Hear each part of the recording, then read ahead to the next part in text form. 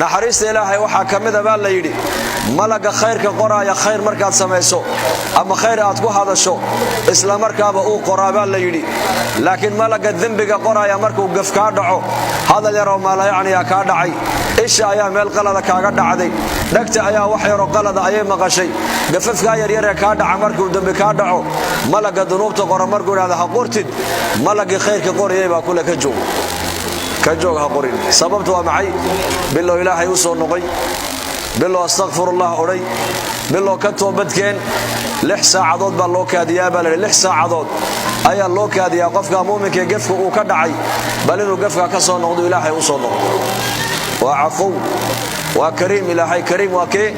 waa deeq bixiya badan weeyaan kariim deeq bixiya badan saaka inteena halka fadhida caafimaad baan la soo kacnay lixaadkii ku dhameystiran baan la soo kacday hadii nicmad kasto ilaahay uu nasiyo la oran lahaa balka warama lacag ka bixiya oo indhaha araga lacag ka bixiya oo dhagaha lacag ka bixiya oo hadalka lacag ka bixiya oo socodka lacag ka bixiya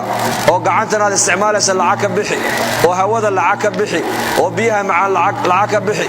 mobilka gacanta aad ku sidataan hadii rasiid lacagta haday ka dhamaato oo isdaminayaayo maaragtaan ku soo dhici maayo kuna soo dhici maayo hadal ka bixi maayo balka warama hadii la oran lahaa indhahaaga lacag hadaad ku shuban weydo indhahaaga way ka damayaan oo hadalku waa iska ka taagaya oo maqalku uu istaagaya oo socodku uu istaagaya halkee bini aadamku lacag ka keenahay balka warama ilaahay raxmadiisa ku socona waa kariim waaga inoo bariyay ilaahay amarkiisu inooga bariyay